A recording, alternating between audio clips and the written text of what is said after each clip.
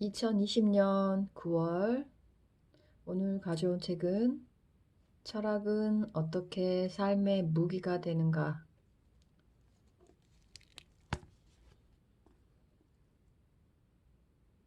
철학은 어떻게 삶의 무기가 되는가?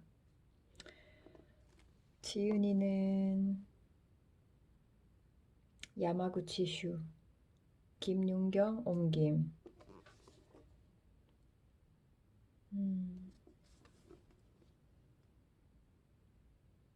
일상의 고민에서 비즈니스 전략까지 지적 전투력을 극대화하는 철학적 사고법. 철학은 반드시 답을 찾는다. 어떻게 그런 아이디어를 떠올리셨어요? 클라이언트와의 회의에서 자주 듣는 말이다. 오랜 시간 회의를 해도 문제를 파악하기 어려운 케이스가 있다. 그럴 때 내가 어떤 아이디어를 제시하면 그것이 실마리가 되어 해결책이 보이는 경우가 있다. 그렇다고 내게 마법 같은 비법이 있는 것은 아니다. 다만 눈앞에 닥친 상황을 철학이나 심리학, 경제학 개념에 맞춰 생각해 본 것뿐이다. 이 책에서 소개하는 50가지 철학은 내가 컨설턴트로 일하면서 알아두길 정말 잘했다라고 생각한 것들이다. 시간은 부족하고 아이디어는 고갈된 위기 상황을 돌파하는데 가장 강력한 무기가 되어줄 생각 도구들을 만나보자. 본문 잠깐 간추려 보았습니다. 프롤로그 소제목 교양이 없는 전문가보다 위험한 존재는 없다. 철학 전문가도 아닌 내가 왜 사회인을 위한 철학책을 쓰고자 했을까? 그 이유는 각자의 자리에서 성실하게 일하며 이 사회를 이루고 영위하는데 크고 작은 역할을 맡고 있는 개인들이야말로 철학의 본질을 알고 있어야 한다고 굳게 믿기 때문이다. 최근에서야 철학을 중심으로 한 교양 과목이 앞으로 세상에 막대한 권력과 영향력을 미치게 될 엘리트를 교육하는데 중요하다는 사실이 대두되고 있다. 하지만 서양의 경우 유럽의 엘리트 양성을 담당해온 교육기관에서는 오래전부터 철학과 역사를 필수 과목으로 가르쳐왔다. 지금도 마찬가지다.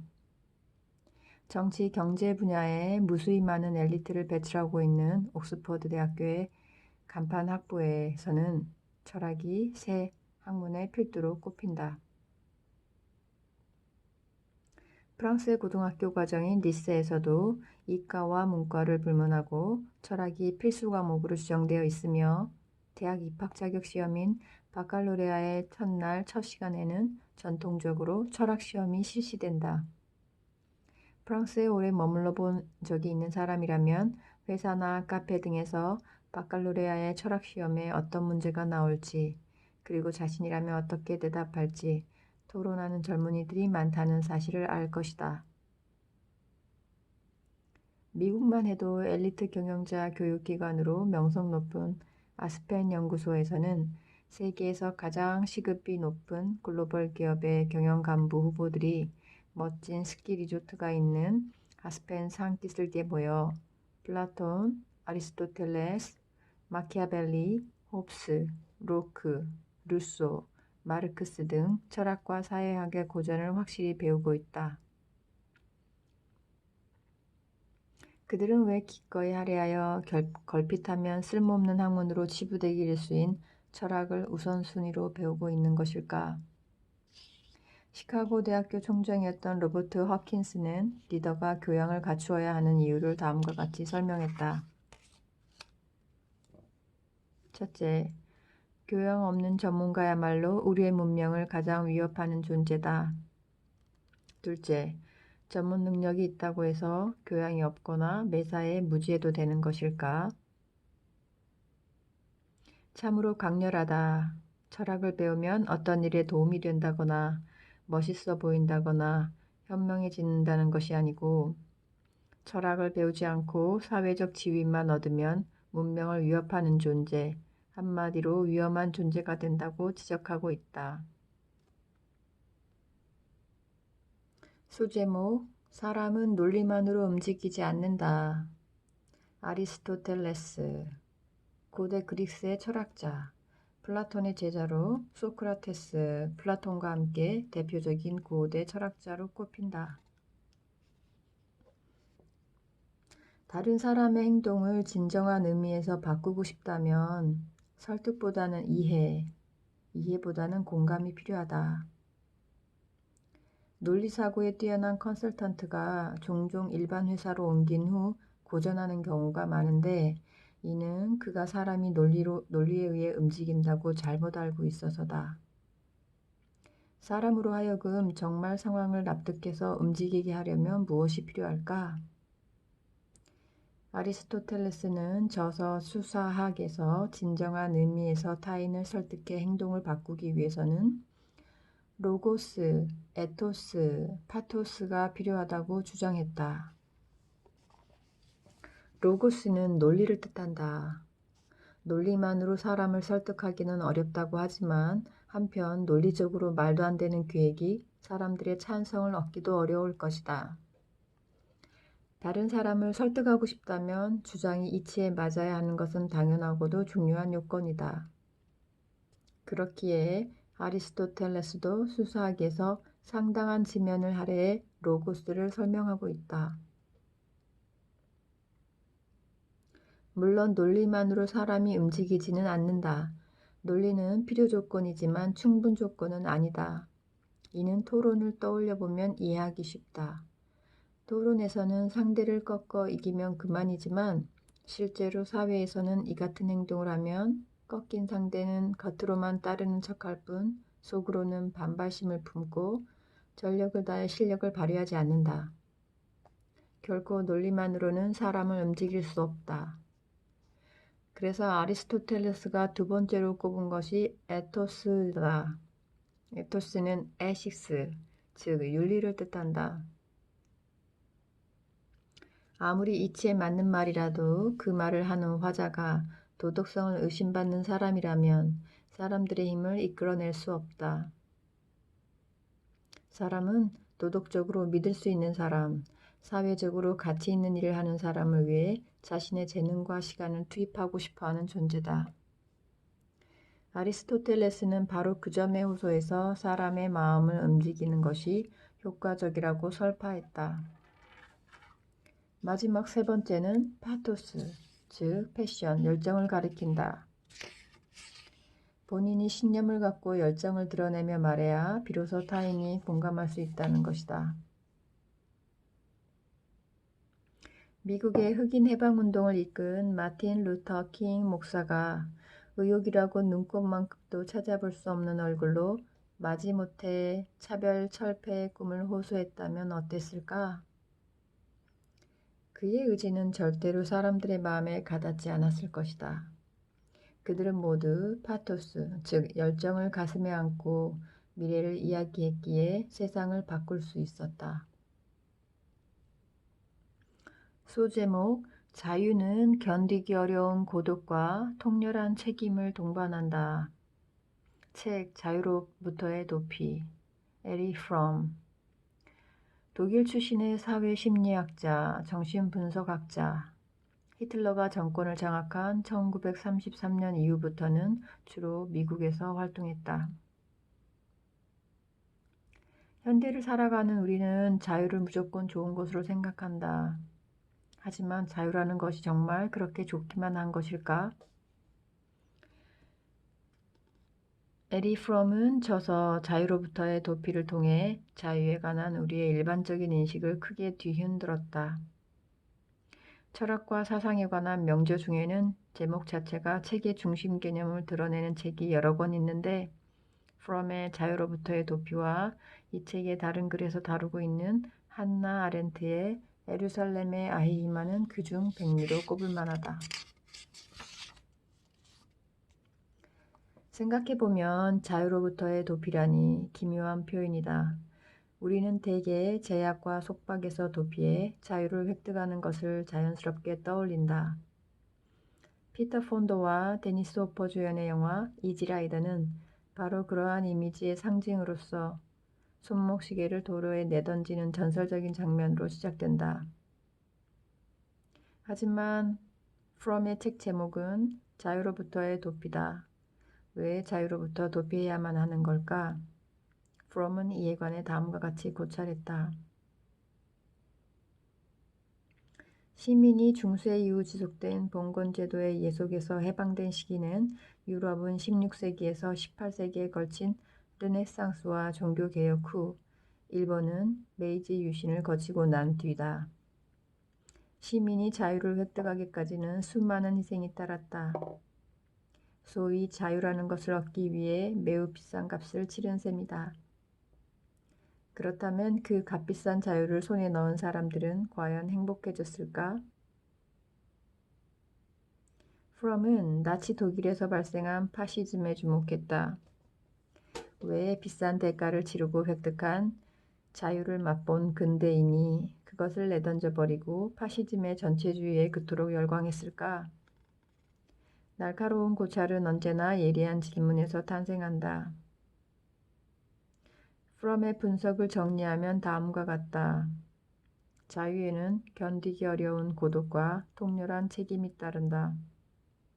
이 고독과 책임을 감당하고 견디면서 더욱이 진정한 인간성의 발로라고 할 수 있는 자유를 끊임없이 갈구함으로써 비로소 인류에게 바람직한 사회가 탄생하는 법이다. 하지만 자유의 대가로서 필연적으로 만들어지는 배부를 찌르는 듯한 고독과 책임의 무게에 몹시 지친 나머지 그들은 비싼 대가를 치르고 손에 넣은 자유를 내던지고 나치의 전제주의를 택한다. 특히 나치즘을 지지하는 세력의 중심에 수상인, 장인, 사무직 근로자들로 이루어진 하층민 중산계급이 있었다는 점에 주목해야 한다. 또한 프롬은 자유로부터 벗어나 권위에 맹종하는 길을 선택한 사람들에게서 공통적으로 발견되는 성격 특성에 관해서도 언급했다. 프롬은 하층 및 중상 계급 중에서 나치즘을 반기며 맞이한 이들이 자유로부터 도피하기 쉬운 성격이며 자유의 무게에서 벗어나 새로운 의존과 종속을 추구하는 성향임을 밝히고 이를 권위주의적 성격이라고 명명했다. 프롬에 의하면 이러한 성격을 가진 사람은 권위를 따르기 좋아하는 한편 스스로 권위를 갖고 싶어 하고 동시에 다른 사람을 복종시키고 싶어 한다. 한마디로 자신보다 위에 있는 사람에게는 아첨하고 아랫사람에게는 거만하게 구는 인간이다. 이 권위주의적 성격이 파시즘 지지의 기반이 된 것이라고 프롬은 강조했다. 그렇다면 어떻게 해야 할까? 프롬은 자유로부터의 도피의 마지막 부분에서 다음과 같이 말했다. 인간이 이상으로 여기는 개인의 성장과 행복을 실현하기 위해서는 자신을 분리할 것이 아니라 스스로 매사를 생각하고 느끼고 이야기하는 것이 중요하다. 더욱이 무엇보다도 꼭 필요한 것은 자신 그대로의 모습으로 살아가는데 용기와 강인함을 지니고 자아를 철저하게 긍정하는 일이다.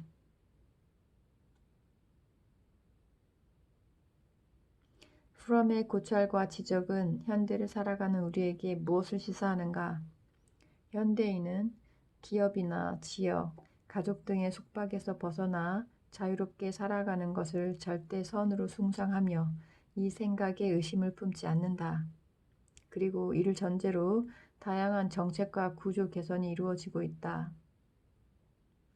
투잡, 업무 방식의 개혁, 제4차 산업혁명 등은 모두 중세에서 근대, 근대에서 현대로 이어지고 있는 자유와 해방으로의 발전 흐름 속에 있다.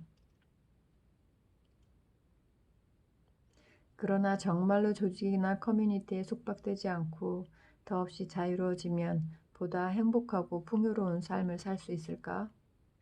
프롬의 분석을 토대로 생각해보면 이는 개인의 자아와 교양의 강도에 달려 있다. 하지만 우리 사회의 구성원들은 아직 자유가 들이미는 책임에 제대로 훈련되어 있지 않다. 그렇다면 앞으로 어떻게 해야 할까? 자유를 추구하는 것을 단념하고 전체주의의 어리석은 무리 속으로 빠져들어야 할까? 직업이 대대로 세습되고 신분이 정해져 있던 중세 같은 세상으로 돌아가는 것은 어떨까? 어쩌면 그런 사회가 더 마음 편하다고 생각하는 사람도 적지 않을 것이다. 선택지는 다양하다. 그 선택지 중에서 어떤 것을 선택할지는 과거도 미래도 아닌 오직 현재를 살고 있는 우리에게 달려있다.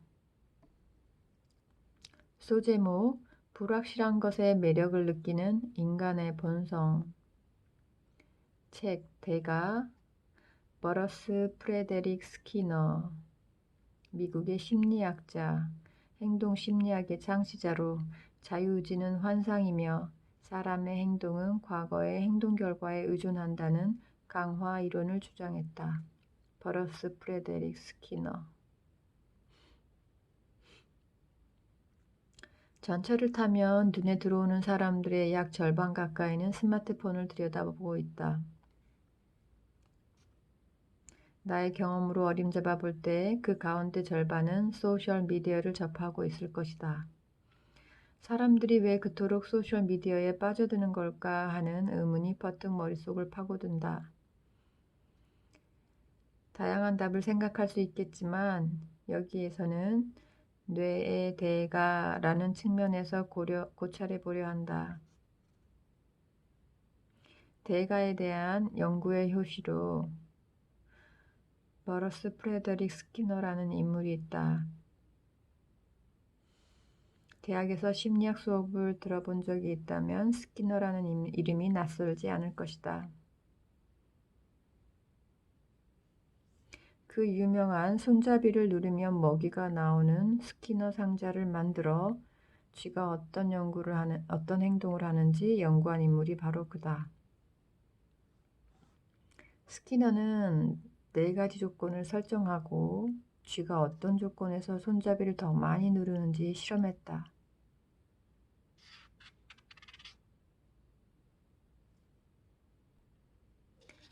이 실험 결과를 인간에게 적용해 생각해보면 불확실한 것일수록 빠져들기 쉽다는 소제목, 불확실한 것의 매력을 느끼는 인간의 본성. 책, 대가, 버러스 프레더릭 스키너.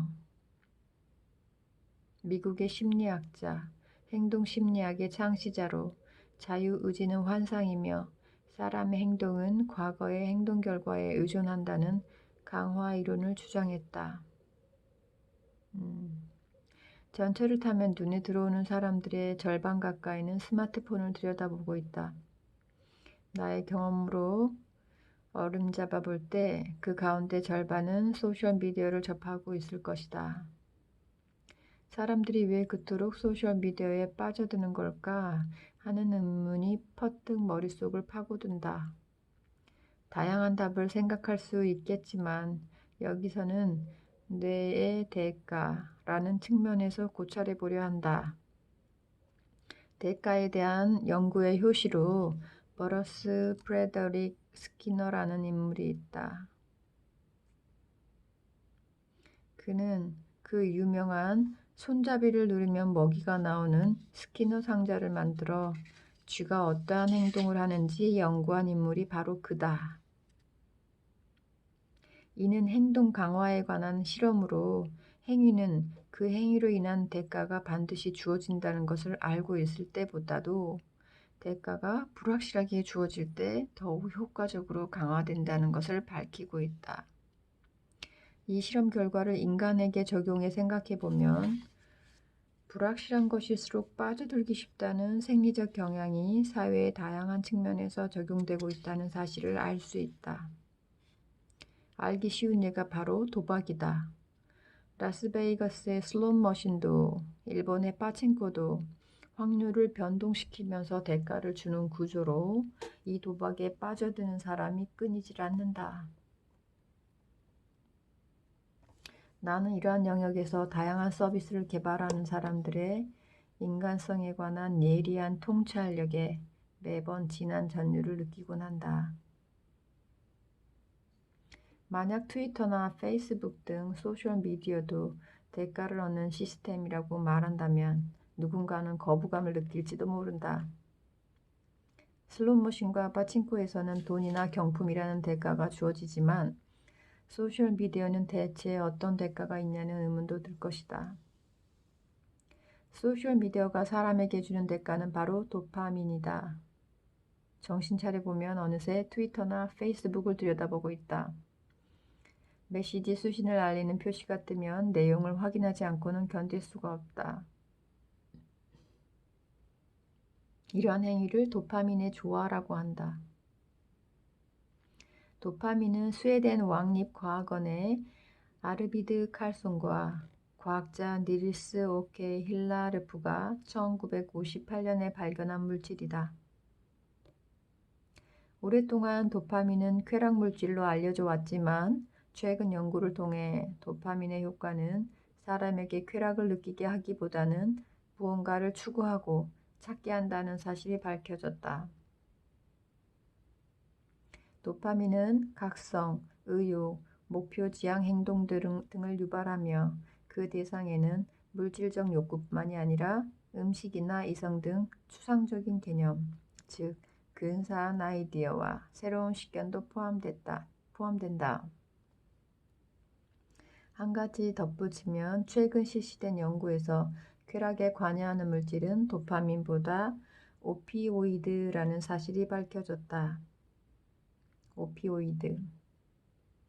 미국 미시간 대학교의 생물 심리학자 켄트 베리지 교수의 연구에 따르면 욕구계 도파민과 쾌락계의 오피오이드는 상호 보완적으로 작용하여 사람을 제어하는 엔진과 브레이크 역할을 한다. 욕구계인 도파민이 특정 행동을 촉구시키는 반면 쾌락계인 오피오이드는 만족을 느끼게 함으로써 추구 행동을 정지시킨다. 중요한 점은 일반적으로 욕구계가 쾌락계보다 강하게 작용하기 때문에 대부분 사람들이 항상 무언가 느끼고 추구하는 행동을 하게 된다는 사실이다. 도파민 시스템은 예측하지 못한 일에 직면하면 자극을 받는다. 예측하지 못한 일이란 스키너 상자 실험에서 네 번째 조건이었던 변동 비율 스케줄에 해당한다. 트위터나 페이스북, 문자 메시지는 예측할 수 없다.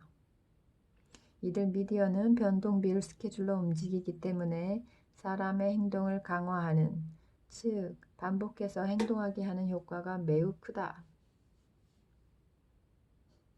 왜 사람들은 소셜미디어에 빠지는 것일까? 다름이 아니라 예측이 불가능하기 때문이라는 것이 최근의 연구가 제시하는 해답이다. 소제목, 인생을 예술작품으로 대한다면. 책, 앙가주망, 장 볼 사르트르. 프랑스의 철학자이자 소설가, 극작가 시몬 드 보부아르와 계약 결혼을 한 것으로도 유명하다. 자신의 의지로 노벨상을 거부한 최초의 인물이다. 사르트르는 대표적인 실존주의 사상가다.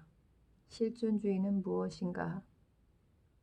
이 책의 앞부분에서 철학자들은 어떻게 살아가야 하는가라는 하우의 물음과 세상은 무엇으로 이루어져 있는가라는 왓의 물음, 이 두 가지 명제에 몰두해왔다. 실존주의는 이 중에서 나는 어떻게 살아야 하는가, 즉 하우의 물음을 중시한 입장이다. 이 물음에 사르트르는 앙가주멍이라는 답을 제시했다. 앙가주멍이라 하면 뭔가 고상한 철학 용어로 들릴 수도 있지만 결국은 주체적으로 관계한 일에 참여한다는 뜻이다. 그렇다면 무엇에 참여한다는 것일까? 사르트르는 두 가지로 정리했다. 첫 번째, 우리 자신의 행동이다.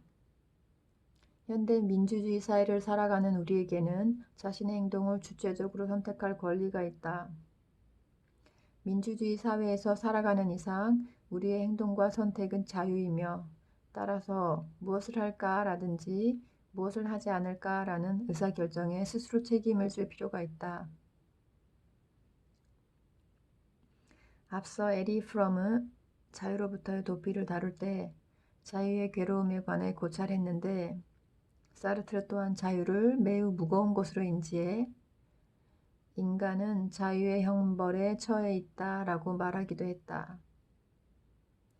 또한 그는 우리가 스스로의 행동뿐만 아니라 이 세계에도 책임이 있다고 주장했다. 이것이 바로 안가주망에 따라 참여하는 두 번째 대상인 세계이다. 그에 의하면 우리는 자신의 능력과 시간, 즉 인생 자체를 사용해 어떤 계획을 실현하는데 이때 우리에게 일어나는 일은 모두 그 계획의 일부로 받아들여야 한다. 사르트르는 사람의 일생에서 우발 사건 같은 것은 존재하지 않는다 라고까지 이야기했다. 그 예로 들었던 것이 전쟁이다. 사르트는 전쟁을 인생의 외부에서 닥쳐온 사건으로 여기는 것을 잘못이라 보았다. 전쟁은 나의 전쟁이 되어야 한다. 왜냐하면 나는 반전운동에 몸을 던지거나 병역을 거부하고 도망칠 수도 있었고 아니면 자살함으로써 전쟁에 항의할 수도 있었지만 그렇게 하지 않았기 때문이다. 남의 이목을 생각하거나 단지 겁이 많아서 혹은 가족과 나라를 지키고 싶다는 주체적인 의지로 이 전쟁을 받아들인 것이다. 다른 선택도 할 수 있었지만 그렇게 하지 않고 받아들인 이상 그것은 자신의 선택이다. 실로 냉정한 지적이지만 이것이 바로 사르트르가 강조한 자유의 형벌에 처해 있다는 말의 진정한 의미다. 우리는 외부 현실과 자신을 각각 별개로 생각하는 습관이 있다. 그러나 사르트르는 이를 부정했다. 외부의 현실은 우리가 어떤 시도를 하느냐에 따라 혹은 하지 않느냐에 따라 그러한 현실이 된 것이므로 외부의 현실은 곧 나의 일부이고 나는 외부 현실의 일부다. 즉, 외부의 현실과 나는 결코 끊으려야 끊을 수 없는 관계다. 그렇기에 더더욱 그 현실을 자신의 일로 주체적으로 받아들여 더 좋은 방향으로 이끌고자 하는 태도, 즉 안가주망이 중요하다. 그런데 실제 상황은 어떤가? 사르트르의 직언은 현대사회를 살아가는 우리에게 매우 엄격한 지적으로 들린다. 사르트르는 우리의 목표가 자신의 존재와 자유를 명확히 인식하고 그 가치를 인정하는 것인데도 많은 사람이 그 자유를 누리지 못하고 사회와 조직이 지시하는 대로 행동하는 고지식한 사고에 갇혀 있다고 지적했다. 그의 말대로 직업 같은 건 자유롭게 선택하면 될 텐데도 그 자유를 견디지 못하고 취직 인기 순위의 상위에 올라 있는 회사만 원하는 것은 전형적인 융통성 없는 사고다. 소위 성공은 사회나 조직이 명령하는 대로 행동하고 기대받은 성과를 올리는 것을 의미하지만 사르트르는 그런 건 조금도 중요하지 않다고 단정했다. 그리고 자유롭다는 것은 사회나 조직이 바람직하다고 여기는 가치를 손에 넣는 게 아니라 자신이 스스로 선택하고 결정하는 일이라고 말했다. 사르트르의 이러한 주장은 내가 세계의 리더들은 왜 직감을 단련하는가에서 소개한 현대 미술가 요세프 보이스의 사회적 조각과도 일맥상통한다. 우리는 세계라는 작품을 제작하는 데 공동으로 관여하는 아티스트며 그렇기에 이 세계를 어떻게 만들고 싶은가에 대한 비전을 가지고 하루하루 생활해야 한다는 것이 요세프 보이스의 메시지다. 사르트르 또한 조직과 사회가 들이대는 척도를 보며 자기 기만에 빠지지 않고 완전한 자유 속에서 자신의 인생을 예술작품처럼 창조해내야만 자신의 가능성을 깨달을 수 있다고 역설했다. 소제목 악의가 없어도 누구나 악인이 될 수 있다. 책 악의 평범성 한나 아렌트 미국의 정치학자이자 평론가, 철학자. 독일에서 태어났지만 유대인이었기 때문에 나치 정권 성립 후에 파리로 망명했다가 나중에 다시 미국으로 망명해 시카고 대학교 교수를 역임했다.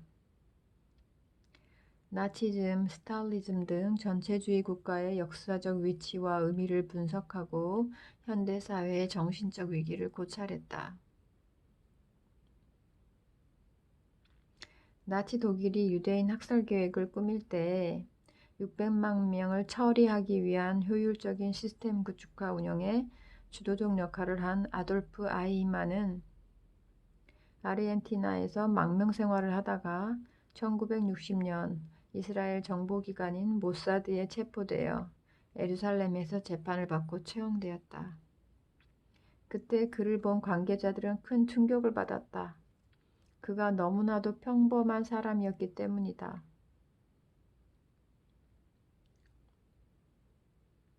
아히만을 연행한 모사드의 스파이는 나치 친위대 중령으로 유대인 학살 계획을 지휘하던 최고 권위자 아이히만이 냉철하고 건장한 게르만의 전사 모습을 하고 있을 것으로 상상했던 모양이지만 실제로 마주한 그는 무척 왜소하고 기가 약해 보이는 평범한 인물이었다.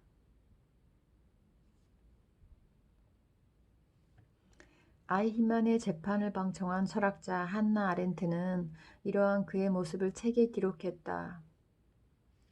아렌트는 책의 부제를 악의 평범성에 관한 보고서라고 붙였다. 악의 평범성이라니 기묘한 부제 아닌가?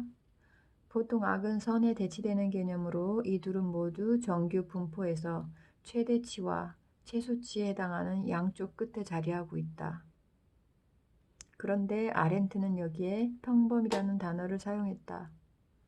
평범하다는 것은 넘칠 정도로 많아서 시시하다는 의미이므로 정규 분포의 개념을 적용시키면 최빈치 혹은 중앙치를 뜻한다. 이는 우리가 일반적으로 생각하는 악에 위치하는 완전히 다른 것이다. 아렌트가 의도한 것은 우리가 흔히 악에 대해 갖고 있는 인식, 즉 악은 평범한 것이 아니라 무언가 이상한 점이 있는 특별한 것이라는 고정관념을 뒤흔드는 일이었다. 아렌트는 아이히만이 유대민족에 대한 증오나 유럽 대륙에 대한 공격심이 아니라 그저 단순히 출세하기 위해서 자신에게 주어진 임무를 충실히 수행하고자 그 무서운 범죄를 저지른 경위를 방청하고 나서 최종적으로 이렇게 정의했다. 악이란 시스템을 무비판적으로 받아들이는 것이다. 게다가 아렌트는 평범이라는 말을 사용하여 우리도 누구나 시스템을 무비판적으로 받아들이는 악을 저지를 수 있다고 경종을 울렸다. 다른 말로 바꾸면 보통 악이라는 것은 악을 의도한 주체가 능동적으로 저지르는 행동이라고 생각할 수 있지만 아렌트는 오히려 악을 의도하지 않고 수동적으로 저지르는 데 악의 본질이 있다고 보았다. 우리는 대부분 현행 시스템이 초래하는 악폐의 생각이 미치기보다는 그 규칙을 간파하여 제도 안에서 능숙하게 살아나갈 수 있는 방법을 무의식 중에 먼저 생각한다. 이렇게 보면 궁극적으로 세상에는 두 가지 삶의 방식이 존재한다. 1번. 현행 제도를 부여된 대로 받아들이고 그 속에서 어떻게 잘해 나갈까에 사고와 행동을 집중하는 방식. 2번. 현행 제도를 부여한 대로 받아들이지 않고 그 제도 자체를 더 나은 것으로 바꿔가는데 사고와 행동을 집중하는 방식. 안타깝게도 많은 사람이 1번을 선택하는 것 같다. 서점에 즐비한 비즈니스 도서 코너를 가보면 알겠지만 베스트셀러로 불리는 서적의 대부분이 1번의 논점에 따라 쓰였다. 하지만 시스템이 지속적으로 유지되는 현상은 정말로 바람직한 일일까? 이야기를 다시 되돌리면 한나 아렌트가 주장한 악의 평범성은 20세기의 정치 철학을 논하는 데도 매우 중요하다. 인류 역사상 어디에서도 유례를 찾아볼 수 없는 악행은 그 잔인함에 어울릴 만한 괴물이 저지른 것이 아니라 생각하기를 멈추고 그저 시스템에 올라타 그것을 햄스터처럼 뱅글뱅글 돌리는 데만 열심이었던 하급 관리에 의해 일어났다는 주장은 당시 큰 충격을 주었다. 평범한 인간이야말로 극도의 악이 될 수 있다. 스스로 생각하기를 포기한 사람은 누구나 아이만처럼 될 가능성이 있다. 그 가능성에 관해 생각하는 것은 두려운 일일지 모르지만 그렇기에 더더욱 그 가능성을 분명히 인식하고 생각하기를 멈추면 안 된다고 아렌트는 호소했다. 우리도 악마가 될 수 있다. 그리고 인간이 되느냐, 악마가 되느냐는 시스템을 비판적으로 사고할 수 있는 능력에 달려 있다. 소제목, 언제 일에서 만족감을 느낄 수 있을까? 책, 몰입, 미하이 칙센트미하이. 헝가리 출신의 미국 심리학자. 심리학에서 행동, 창조성, 즐거움 등을 연구하는 이른바 긍정심리학을 확립하는 데 핵심적인 역할을 했다. 과제의 난이도와 기량이 고도로 균형을 이룬 상태에서 찾아오는 황홀한 상태를 몰입이라는 개념으로 정리하고 재창한 것으로 유명하다. 사람은 어떤 상황에서 자신이 갖고 있는 능력을 최대한으로 발휘하고 만족감을 느낄 수 있을까? 이것이 미하이 칙센트미하이의 연구 주제였다. 오늘날 자신의 능력 발휘나 만족감에 대해 혹은 조직의 리더로서 어떻게 구성원들의 역량을 끌어올려 일에서 만족감을 갖게 할 것인지 고민하는 사람이라면 항상 품고 있는 질문일 것이다. 그는 이 질문에 답하기 위해 아주 단순한 접근법을 선택했다. 즉, 미술가나 음악가 같은 창조적인 전문가, 외과의나 사업가, 스포츠 선수 또는 체스 등 세계에서 일을 사랑하고 활약하고 있는 사람들과 인터뷰를 한 것이다. 수없이 많은 인터뷰를 마친 칙센트미하이는 어떤 사실을 깨달았다. 각 분야의 고도의 전문가들이 일에 흠뻑 빠져있는 상태를 표현하는 말로 종종 몰입, 플로우라는 용어를 사용한다는 것이었다. 그는 이 용어를 그대로 가져와 나중에 몰입 이론으로 널리 알려진 가설을 정리했다.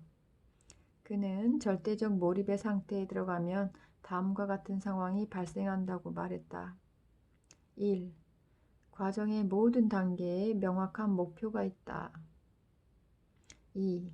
행동에 대해 즉시 피드백한다. 3. 도전과 능력이 균형을 이룬다.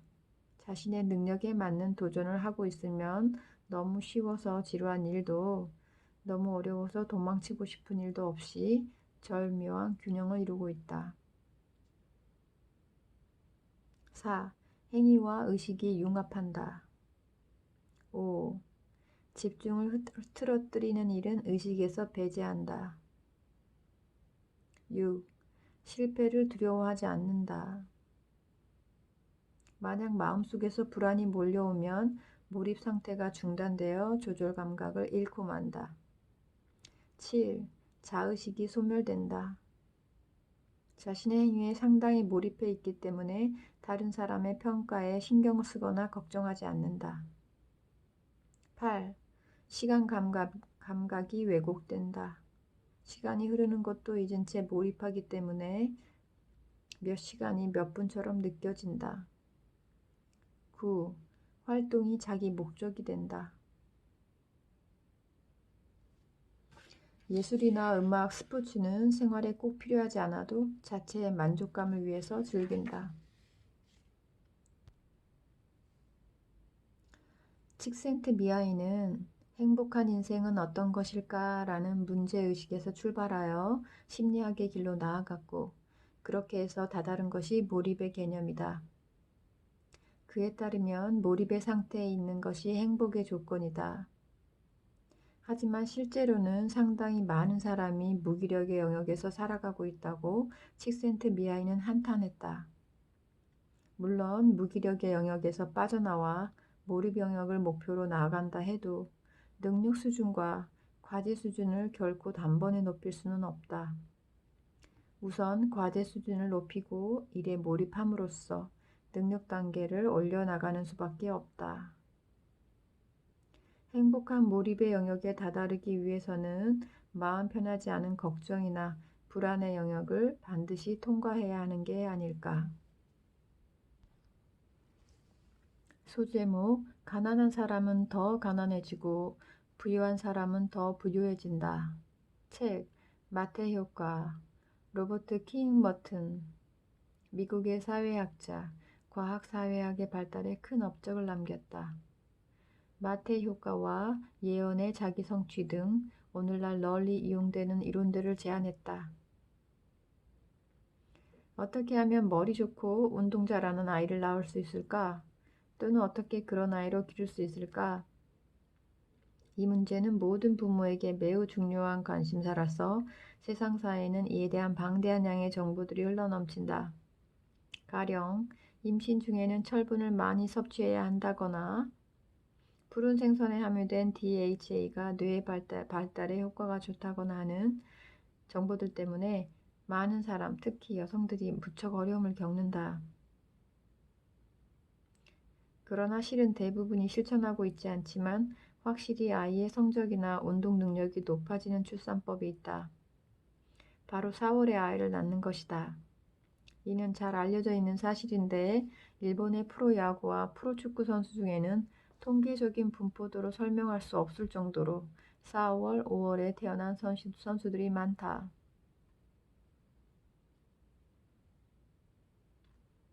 구체적으로 프로야구 선수 경우 등록된 선수 809명 가운데 4월에서 6월생 선수가 248명으로 전체의 31%,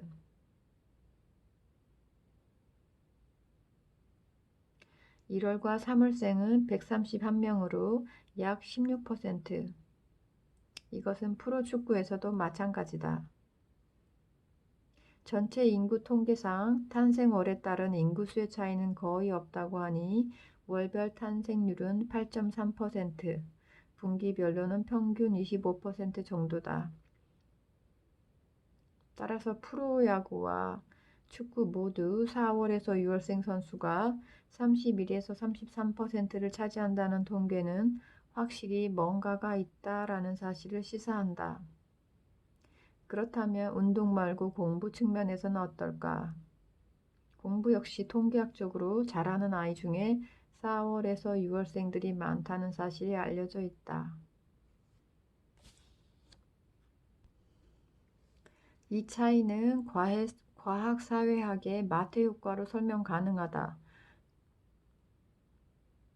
로버트 킹버튼은 좋은 조건의 환경에서 일하고 있는 연구자는 뛰어난 연구 실적을 올림으로써 훨씬 더 좋은 조건을 얻게 된다는 이익, 우익성의 누적 메커니즘을 지적한다. 버튼은 신약성서 마태복음에 나오는 부유한 사람은 점점 부유해지고 가난한 사람은 점점 가난해진다라는 문장을 차용해 이 메커즘을 마태 효과라고 명명했다. 가령 노벨상 수상자는 평생 노벨상 수상자로 살게 되는데 수상자가 되면 학계에서 유리한 지위가 부여되어 과학 자원의 배분, 공동 연구, 후계자 양성에서 점점 더 큰 역할을 하게 된다. 반면 무명 신인 과학자의 논문은 학술지에 실리기도 힘들고 실적을 발표하는 데 있어 저명한 과학자에 비해 조건이 불리한 것이 사실이다. 이러한 마태 효과가 아이들에게도 적용되는 것은 아닌가 하는 가설이 예전부터 교육 관계자들 사이에서 논의되어 왔다. 같은 학년에서 야구팀을 만들 경우 4월생 쪽이 체력뿐 아니라 정신면에서도 발육이 빨라 아무래도 유리한 경우가 많다. 결과적으로 팀의 주전 선수로 뽑히고 더 질 높은 경험과 지도를 받을 가능성이 높아진다. 사람이 일단 성장의 기회를 얻게 되면 의욕이 상승해 연습에 매진하게 되므로 차이는 점점 더 벌어진다. 마태 효과에 관한 옳고 그름의 논의는 제쳐두고 4월생은 3월생보다 운동도 공부도 더 뛰어나다는 통계적 사실과 그 요인에 대해서 머튼이 주장한 가설은 조직에서 학습 기회의 이상적 방향성에 관한 우리에게 소중한 반성의 기회를 가져다 준다. 우리는 항상 이해력이 빠른 아이를 사랑하는 한편 좀처럼 실력이 늘지 않는 아이는 아주 짧은 기간 내에 포기하는 나쁜 습성을 갖고 있다. 이런 일이 일어나는 까닭은 교육을 위한 비용이 무한하지 않기 때문이다. 우리는 비용 대비 효과가 높은 아이에게 교육 투자를 몰아주는 경향이 있다. 이러한 일이 계속되다 보면 세상 물정에 밝은 쓸모있는 아이만 조직 내에 받아들이게 되고 시간은 걸리지만 본질적으로 사물을 이해하려고 애쓰는 아이, 즉 혁신의 종자가 될 아이디어를 낼 수 있는 사람은 소외시키게 될 가능성이 있다. 그러나 성적이 좋은 아이들로만 이루어진 조직은 중장기적 관점에서 보면 위태롭기 그지없다. 4월생 아이는 성적도 좋고 스포츠도 잘한다는 발생학 측면에서 생각하면 매우 부자연스러운 이 사실은 우리에게 인재를 키우기 위해서는 초기의 실적 자체를 그다지 의식하지 말고 조금 더 여유롭고 긴 안목으로 사람의 가능성과 성장을 내다보아야 한다는 가르침을 준다.